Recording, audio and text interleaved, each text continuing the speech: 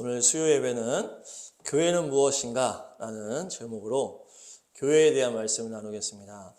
에베소서 말씀을 통해서 또 우리가 입당 예배하고 새롭게 시작하는 이 시점에 또 정말 주님이 원하시는 교회로 잘 세워져 갈 수 있도록 또 은혜가 임하시기를 축복합니다. 네, 첫 번째 3절 말씀 한번 보도록 하겠습니다. 시작. 우리 주 예수 그리스도의 하나님 아버지를 찬양합시다. 하나님께서는 그리스도 안에서 하늘에 속한 온갖 신령한 복을 우리에게 주셨습니다. 아멘. 교회에 대한 세 가지를 오늘 보려고 하는데, 세 가지 중에 첫 번째가 바로 뭐냐? 예수 그리스도의 하나님 아버지를 찬양한다. 그래서 하나님께서 그리스도 안에서, 그리스도 안에서죠. 에베소서 앞부분에 이제 그리스도 안에서, 예수님 안에서 이런 이제 표현이 나오는데, 하나님을 찬양하는데 왜 찬양해요? 예수님 때문에 찬양한다는 얘기예요. 그래서 여기가 이제 구별되어 있는 거예요. 하나님과 예수님이 구별되어 있어. 하나님은 어떤 너무나 크신 위대하신 어떤 그런 하나님, 신적인 어떤 그런 분이라면, 예수님은 어떤 분이에요? 우리 인간으로 오시고 우리에게 맞춤형으로 오신 하나님이라는 거예요. 근데 그분이 오셔서 그 행한 일 때문에, 그 예수님의 구원 때문에 하나님을 찬양한다. 그것이 바로 교회의 핵심이라는 거예요. 첫 번째. 그래서 교회는 무조건 예수 그리스도 안에다. 예수님 안에 있는 것이 바로 교회다. 그래서 예수님은 하나님의 영광의 광채요, 하나님의 형상이다, 이렇게 하셨잖아요. 그러니까 우리에게 오신 하나님이 예수님이고, 정말 하나님은 너무나 크시기 때문에 어떤 우리가 가늠할 수 없고 우리가 이렇게 할 수가 없을 정도의 크신 분인데, 예수님은 우리에게 맞춤형으로 오신 하나님이라. 그래서 우리가 하나님을 찬양할 때 예수님 때문에 찬양하는 거예요. 예수님 때문에. 이런 어떤 특별한 구별성이 없으니까, 이걸 모르니까 그 이슬람 사람들은 하나님 너무 막 해가지고 알라 이렇게 잘못 섬기고, 유대인들도 예수님의 어떤 실제적인 그런 게 없다 보니까 그런 상황이고, 이단들도 그것들을 모르고 그러니까 막 하나님의 교회다 막 이런 표현이 나오는 거예요. 그러니까 예수님을 우리가 온전하게 알아야 하나님을 경험할 수가 있는 거다. 예수님은 우리에게 오신 하나님이기 때문에. 그러니까 그냥 막 절대자야, 하늘의 어떤 신 수준으로 여기다 보니까 어떤 습관적으로, 아니면 어떤 이방 종교 같은 그냥 비나이다 식으로밖에 안 된다는 얘기예요. 그래서 우리가 예수님을 알아야 된다. 교회의 핵심은 예수님이라는 예수님. 그래서 예수님이 머리가 되시고 우리는 예수님의 몸이다, 이렇게 되는 거예요. 그러니까 하나님을 찬양하는데 예수님 때문에 찬양한다. 그래서 우리가 철저히 교회는 예수님 중심으로 가야 된다. 예수님 중심으로. 그러니까 여기서 교회의 머리가 하나님이시다, 교회의 머리가 성령님이시다, 이렇게 표현하지 않은 이유가 있다는 얘기예요. 예수님이라는 특별한 이름을 딱 대서 교회의 머리라고 했다는 자체가, 예수님의 그 특별한 그 사역이 교회의 중심이 되어야 된다는 얘기예요. 예수님이 무엇을 하셨습니까? 예수님은 우리를 너무 사랑하셔서 이 땅으로 성육신하셨다. 그렇죠? 이 땅으로 오신 거예요. 낮고 낮은 하나님 입장에서 너무나 낮은 이 땅으로 오시고, 그리고 우리와 똑같이 사셨던 분이다. 똑같이 우리랑 사셨고, 물론 죄는 없으셨지만은 죄악된 세상 속에서 고단한 삶을 사셨죠. 30년 동안. 아버지도 먼저 돌아가시고, 또 어머니와 또 동생들을 돌보고, 일도 하고, 관계적인 그런 부분들, 또 먹지 못하는 부분들, 가난한 부분들, 이런 걸 다 겪으셨다. 그분이 예수님이에요. 예수님. 그 다음에 어떻게 했어요? 그 어떤 사역을 시작하시면서 병든 자를 고치시고, 죽은 자를 살리시고, 귀신을 쫓아내시고, 눈먼 자를 보게 하시고, 귀머거리를 듣게 하시고, 안진뱅이를 일으키시고, 가난한 자들에게 복음을 전하게 하시고, 우리의 영혼, 우리의 육체, 우리의 혼적인 것을 다 치료하시다가 마지막 우리의 영을 회복시키기 위해서 십자가에 나아가서 그 모진 고통을 나 대신해서 우리가 받아야 될 걸 대신 다 받으시고 죽으셨다. 그래서 모든 죄와 사망을 깨트리시고 부활하신 거예요. 부활. 그래서 다시 살아나셔서 승천하시고 하느님의 우편에 앉으시면서 우리에게 놀라운 천국 소망을 주신 분이 예수님이라는 얘기예요. 그러니까 예수님은 어떤 분이냐? 하나님의 자비하심의 표현이라는 얘기예요. 예수님의 사역이 없었다면 하나님이 자비하신 것을 우리가 이해할 수가 없어요. 막 다 심판하시고 막 그 부분밖에 우리가 모른다면 예수님의 오셔서 우리를 향한 그 사랑이 온전해지셨기 때문에 우리가 하나님은 정말 인자하시고 자비하시고 그게 뼛속까지 들어왔다는. 그러니까 이제 예수님이라는 이 분은 하나님의 자비하심을 완전히 드러내 보이신 분이다. 그러니까 우리가 이 교회가 가장 핵심을 둬야 되는 게 보다 예수님의 그 사랑을 그거를 전하는 게 포인트라는 얘기예요. 예수님이 그만큼 사랑이 많으시고 그만큼 너희들을 어떤 곳에서도 구원할 수 있는 분이다. 그거를 전하는 것이 전하는 것. 그래서 교회의 핵심은 예수님 안에다. 예수님 안에. 그래서 우리가 찬양을 한다는 얘기죠. 그래서 다시 한번 말씀 한번 2장 6절 7절 한번 보겠습니다. 시작. 하나님께서 그리스도 예수 안에서 우리를 그분과 함께 살리시고 하늘에 함께 앉게 하셨습니다.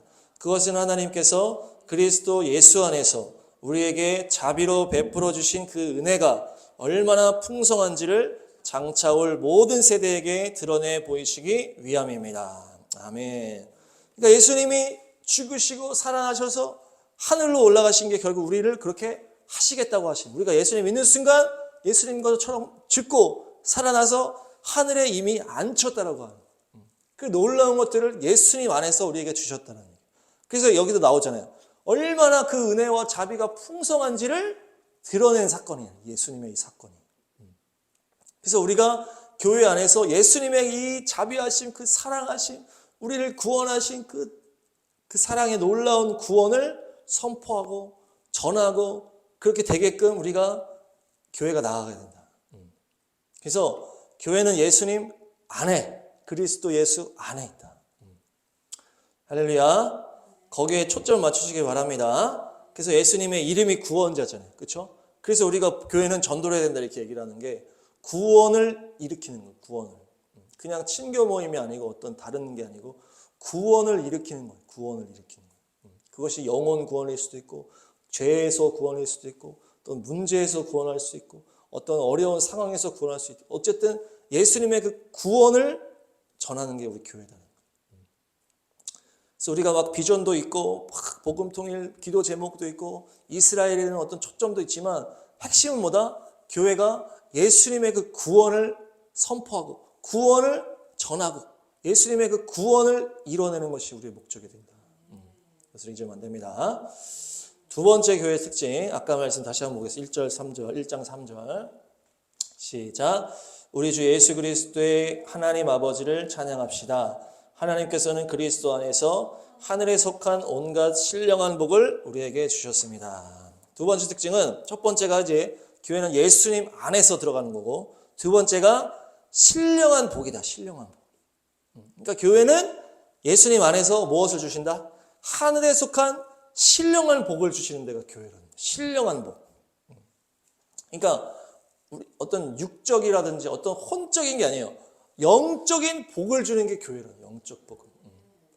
그래서 뭐 우리가 먹고 살아야 되니까 뭐 육적인 것도 뭐 있을 수 있고 혼적인 부분도 있을 수 있겠지만은 교회의 핵심은 뭐다? 영적인 복을 주는 것이 영적인 복. 그래서 교회가 영적인 것에 전문성을 갖춰야 됩니다. 우리가 뭐 좀 전에 약국도 갔다. 약국이 약에 대한 전문성을 갖추고 병원은 막 의학에 대한 전문성을 갖추고 뭐 카센터는 카센터의 전문성을 갖춰야 될 거 아니에요. 뭐든지 뭐 축구 선수는 축구를 잘해야 될 거 아니에요. 교회는 뭐다? 영적인 거에서는 완전히 통달해야 된다는 거예요. 통달. 이 부분이 이제 많이 부족한 부분이 있어요. 우리 한국 교회뿐만 아니라 저도 마찬가지고 어떤 우리 지금 현대 교회에서 많이 우리가 인본주의나 이런 거에 영향을 많이 받고 세속주의 영향을 받고 하니까 이 영적인 능력을 상실해야 돼요. 영적인 능력. 주님 안에서 막 깊이 영적인 교제 가운데 기도와 예배와 찬양 가운데 막 영이 완전히 승천해 있어야 되는데 그게 부족하니까 막 어려움이 있는 거예요. 교회가 영적 전문가가 돼야 돼요. 우리도 마찬가지다. 우리가 그 부분에 더 이렇게 몰입해야 되는 거예요. 우리가 착각하는 게 뭐냐? 저도 착각했던 건데, 우리가 그냥 인간적인, 육적인 이런 것들을 열심히 하다 보면 영적인 거는 하나님이 알아서 채워주신다. 이런 착각을 하는 사람들이 있어요. 나도 그랬고. 그러니까 그냥 어떤 내 반복적인 습관이라든지 내가 하는 패턴이라든지 그거를 막 하면은 그냥 하다 보면 하나님이 영적인 건 알아서 터치해 주신다. 어떤 이렇게 착각할 때가 있다. 근데 제가 이렇게 목회를 해보니까 그게 아닌 거, 그게 아니에요. 열심히 한다고 영적인 게 되는 게 아니다. 영적인 건 어떤 영역이냐? 영적인 것은 믿음의 영역이다. 믿음의 영역. 믿음의 영역이기 때문에 믿음이 없이 아무리 열심히 한다고 한들 그 신령한 것들이 열리지 않는다는 거예요. 신령한 문제가 해결되지 않는다는 거예요. 육적으로 우리가 막 재밌게 할 수 있고, 막 혼적으로 막 감동 줄 수 있고, 막 웃기게 할 수 있고, 막 할 수 있겠지만, 영적인 기름 부음, 영적 돌파와 영적인 신령한 복이 부어지는 것은 믿음의 영역이에요. 믿음의 영역. 그냥 되는 게 아니라는 얘기예요. 그래서 저도 마찬가지로 한국교회 어떤 그런 부분이 참 숙제입니다. 숙제. 마지막 때를 돌파하려면 영적 능력이 있어야 되는데, 너무 그냥 하던 대로 하고 막 이렇게 그냥 인간적으로 하게 되고. 그러니까 이단에 대해서도 막 벌벌 떠는 거예요. 영적인 것에 자신이 없으니까. 이단이 저 지식으로 한다고 되는 게 아닌데, 이단도. 그러니까 우리가 막 성경 지식으로, 막 관계적으로, 어떤 아니면 육적으로 이런 열매를 계속 보면서 나아가면 안 된다. 우리가 너무 성전도 예쁘게 꾸몄지만은 이런 어떤 육적인 거에 외이면 안 된다. 영적인 거에 더 우리가 치우쳐야 된다. 육적인 거는 뭐예요? 우리 교회 입장에서는 썩어질 열매들일 뿐이에요. 육적인 거는. 그러니까 영적 건세가 충만해야 된다. 영적 건세가. 영적인 건 뭐가 있을까요? 첫 번째로는 불신자가 신자가 되는 거겠죠. 불신자가 신자가 되는 거예요. 믿음이 없는 자가 주님 믿게 되고 성령의 은혜를 입고 그래서 믿음이 생기게 되는, 아니면 어떤 죄악의 사슬에서 끊어지고 자유함을 입게 되고, 아니면 어떤 문제를 돌파할 수 있는 굳건한 반석 위에 서게 되고, 습관적인 죄가 끊어지고, 어떤 이런 실제적인 돌파가 있는 것이 영적인 은혜라는 거예요. 그냥 우리가 눈물 흘리면서 좋았다 이 정도가 아니라는 영적 돌파는. 실제로 삶에서 완전히 나타나게 되는 그 영적 돌파가 있어야 되는 게 영적인 복이라는 거예요. 완전한 자유, 완전한 승리가 영적인 돌파다. 잠깐 좋았는데 일상에 가면 똑같아. 이거는 영적 복이 아니라는 얘기예요. 완전히 일상까지 뒤집어지는 것이 영적 돌파고 영적인 복이에요. 우리가 이것에 대해서 초점 맞춰야 돼요. 우리가 주님 처음 만날 때 그런 완전한 달라지는 부분들이 있잖아요. 그것이 한 번 하고 끝나는 게 아니라고 제가 계속 얘기하는데 계속 그런 게 있어야 된다는 거예요. 계속 그런 게. 처음 만났던 그런 완전히 달라지는 것들이 2번, 3번, 4번 계속 있어야 된다는 얘기예요. 그것이 바로 영적 돌파요, 신령한 복이다. 그래서 신령하다는 것은 좀 실제적인 것이다. 죄가 끊어지는 것이고 삶에서 완전히 나타날 수밖에 없는 것이고 하나님과의 완전한 교통 가운데, 소통 가운데 거룩함이 누려지고 소통이 누려지고 어떤 영적인 승리가 있고 구원을 이루어내고 그런 것들이 연결되는 것이 신령한 복이다. 그래서 우리도 거기에 더 이제 들어가야 되는 거예요. 그래서 나를 통해서 더 신령한 능력들이 나타날 수 있도록 우리가 기도도 해야 되고 또 초점을 거기다 더 맞춰야 된다. 지금 시대를 보니까 어떤 인본주의와 인간적인 목회로 흘러가는 경향들 너무나 많아요. 그래서 우리 목사님 사람이 참 좋아. 사람이 참 좋아서 목사님이 나를 잘 도와줬기 때문에 나도 목사님이 도와달라면 도와줘. 이런 거는 되게 인간적인 거라요. 관계적인 거. 여기에 머무르면 물론 이런 것도 필요할 수 있겠지만 무슨 열매가 나타나야 되냐? 나는 목사님 때문에 예수님을 더 만나게 됐어. 나는 목사님 때문에 죄에서 구원을 받았어. 물론 예수님이 하시는 거지만 통로가 되어주는 거죠. 나는 기도도 못하고 말씀도 잘 못했는데 목사님 덕분에 기도가 깊어지고 말씀을 더 보게 됐다. 어떤 이런 영적인 돌파가 있어야 된다는 거예요. 그냥 목사님이 성격이 좋아서 목사님이 재미있어서 이렇게 흘러가면 안 된다는 얘기예요. 이런 영적인 열매가 나와야 된다. 그래서 영혼이 추수가 되고 귀신이 떠나가고 병이 치유가 되고 죽은 자가 살아나는 그런 영적인 돌파가 있어야 된다는 얘기예요. 그것이 일반 세상에서는 있을 수가 없는 거잖아요. 교회만 할 수 있는 거예요. 교회만. 그것이 바로 교회에서 하는 신령한 복이다. 신령한 복. 그래서 영적인 능력을 소유하시길 축복합니다. 그래서 영혼들을 막 영적으로 돌파를 시켜줄 수가 있어야죠. 우리는 또 사역자니까.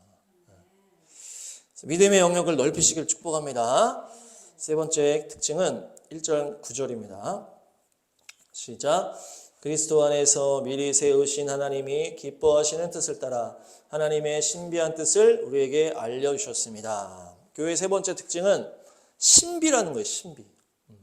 교회는 신비다. 막 신비주의 이런 것도 있는데 그러니까 영적인 어떤 이런 것도 연결해서 볼 수 있는데 교회는 신비한 뜻이 있는 거예요. 신비한. 물론 예수님의 그 십자가의 놀라운 구원의 신비죠. 그렇지만 이것은 또 뭘 말하냐? 세상에서 일반적이지 않은 것이 교회 안에 있다는 얘기예요. 신비라고 하는 게 원어로 보니까 미스테리온입니다. 미스테리온. 따라합니다. 미스테리온. 미스테리랑 비슷한데 원어가 어떤 뜻이냐? 입을 다물다 이렇게 나와요. 입을 다물다. 입을 다물다. 그래서 뭡니까? 쉿, 이 비밀이야. 이런 거 있잖아. 막. 이게 뭐 안 좋은 비밀이 아니고 너무 중요하기 때문에 비밀이 되는 거예요. 그래서 그 이름은 비밀이다 이렇게 막 찬양도 있잖아요.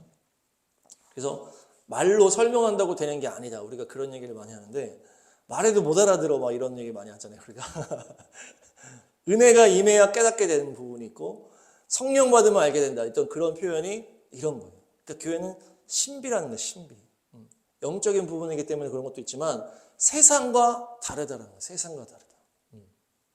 그래서 막 우리가 막 세상을 막 다 막 따르지 않고 막 일반적인 걸 다 무시해라 이런 차원이 아니고 어떤 세상의 흐름이 있어요. 이 말씀 한번 다시 보겠습니다. 2장 2절 다음 말씀 시작. 그때에 여러분은 허물과 죄 가운데서 이 세상의 풍조를 따라 살고 공중의 권세를 잡은 통치자 곧 지금 불순종의 아들 자식들 가운데서 작용하는 영을 따라 살았습니다. 아멘. 우리가 허물과 죄 가운데 살 때 뭐라 그러는 거예요? 이 세상의 풍조를 따라 살았다 이렇게. 공중의 권세를 잡은 통치자를 따라 살았다. 이게 사단인데 여기 표현이 이 세상 풍조다 풍조. 그러니까 세상에 어떤 흐름이 있다는 얘기예요. 세상에서 흘러가는 그 흐름을 따라가는 건 하나님 뜻이 아니다. 그래서 우리가 뭐 세상에 여러 가지 매체를 막 보지만은 거기에 따라가면 안 돼. 그래서 세상의 흐름은 뭐다? 하나님의 뜻과 반대되는 거예요. 그때만 우리가 막 세상 법을 다 무시하는 게 아니고 세상에 흐르는 어떤 유행 같은 게 있어요. 세상에 흐르는 죄악의 흐름이 있어요. 그 사단이 의도하는 분위기가 있다는 얘기예요. 교회는 거기에 편승하면 안 된다.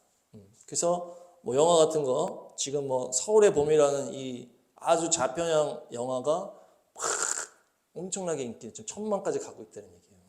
그래서 사람들이 많이 보네? 재밌나 보다. 나도 봐야 돼. 이런 식으로 하면 안 되는 얘기예요.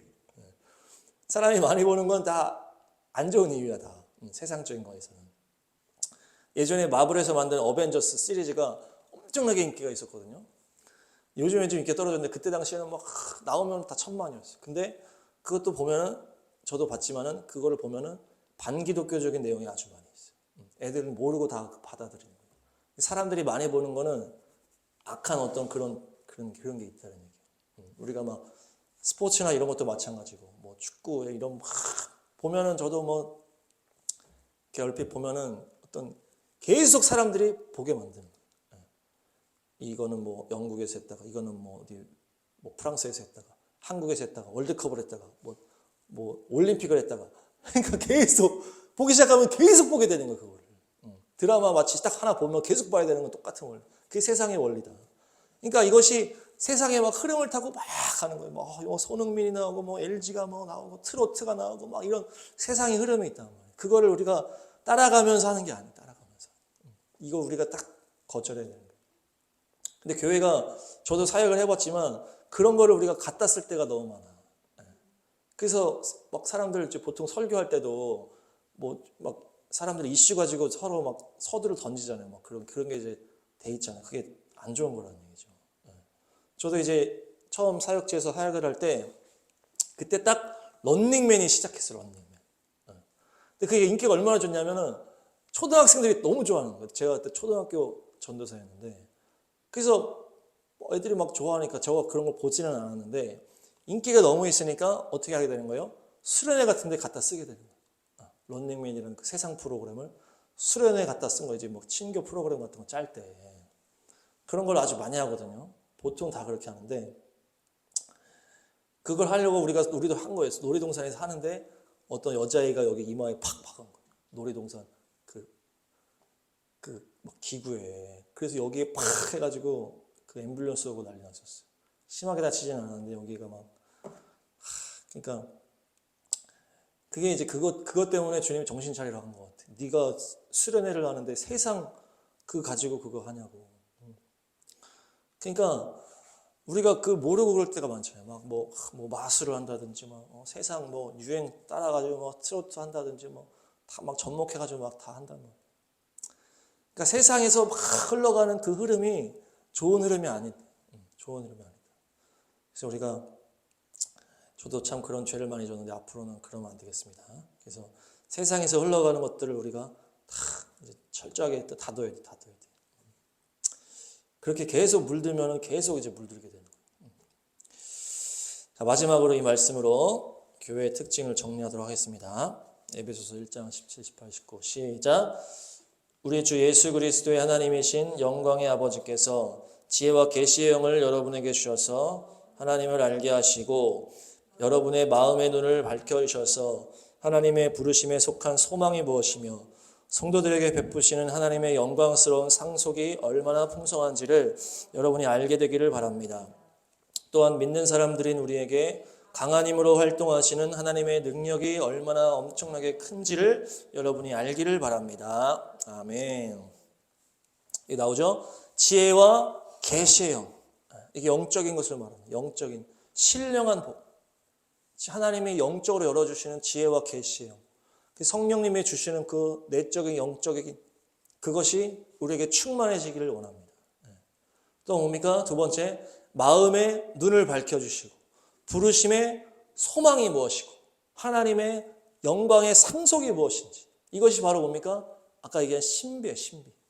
예수님의 그 십자가와 부활과 우리를 천국에 앉히시고 성령님으로 우리를 인도하셔서 천국까지 가게 하시는 그 놀라운 그 신비, 그것이 얼마나 우리에게 놀라운 부르심이고 얼마나 놀라운 상속인지를 이 미스테리죠. 미스테리.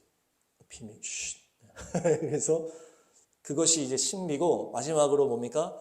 강한 힘으로 역사하신 하나님의 능력이 얼마나 큰지를 알아야 된다. 이것이 바로 뭡니까? 기적이죠. 기적. 우리가 한옥화 때도 계속 기적 얘기했는데 교회의 특징이 역시 기적이라는 거예요.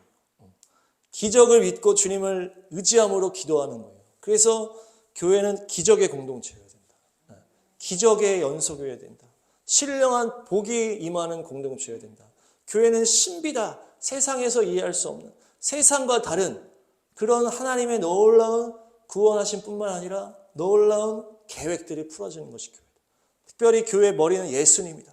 예수님의 그 십자가와 놀라운 그 부활하심의 그것이 계속 선포되어야 되죠. 그것으로 말미암아 우리가 주님을 찬양하고 하나님을 찬양하고 그것이 또한 여러 모든 분들에게 임할 수 있도록 그것이 교회입니다. 그래서 우리가 예수님의 복음을 온전하게 전하시기 바랍니다. 우리를 살리신 그것을 누군가를 전해서 그들도 예수님으로 인해서 살아날 수 있게끔 하는 것이에요. 그래서 병든 자를 고치고 죽은 자를 살리고 귀신을 쫓아내고 예배 가운데 신령한 은혜가 부어짐으로 말미암아 영적인 눈이 트여서 그 신비로운 하나님의 놀라움을 경험하게 합니다. 그래서 기도와 말씀으로 막 하나님의 놀라운 신비가 풀어지고 하나님의 말씀이 막 열리니까 막 지혜와 계시가 부어지고 그러니까 우리가 신비를 선포하기 때문에 복음 통일과 이스라엘의 회복을 우리가 하는 거예요. 세상에서는 당연히 관심 없고 다른 많은 교회들도 관심 없는 그거 신비에 그게 신비다. 이스라엘에 관심 없는데 복음 통일 아닌데 이런 그런 게 아니고 정말 하나님이 기적으로 행하시는 그것에 우리가 관심을 가지고 나아가는 것이죠. 그것이 이것이 우리에게 주신 비전이고 그래서 우리가 이 교회를 세워갈 때 지금 오늘 얘기한 것처럼 예수님이 몸 되어 예수님이 머리 되셔서 우리가 그분의 몸 되어서 예수님을 흘려보내줄 수 있는, 그래서 구원을 흘려보내줄 수 있는, 특별히 놀라운 주님의 뭡니까? 신령한 은혜가 예배 가운데 찬양과 기도와 말씀 가운데 흘러갈 수 있도록, 또한 주님의 놀라운 신비로운 뜻들이 세상에서는 알 수 없는, 세상과 오히려 대적하는 곳에 있지만 주님이 주시는 그 놀라운 이 신비가 부어지고 특별히 기적이 일어나는 귀한 교회로 우리가 이 새로운 성전에서 주님의 교회를 온전하게 세워가게 될 줄로 축복합니다.